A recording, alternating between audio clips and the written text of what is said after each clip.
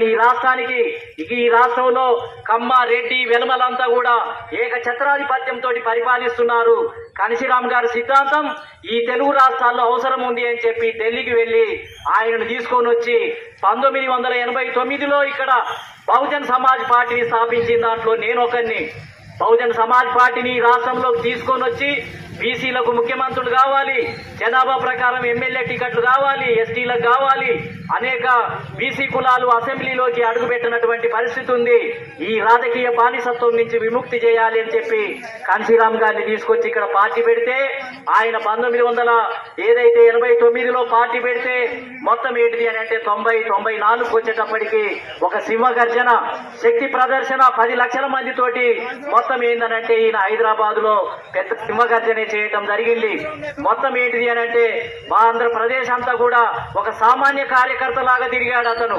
ఎక్కడో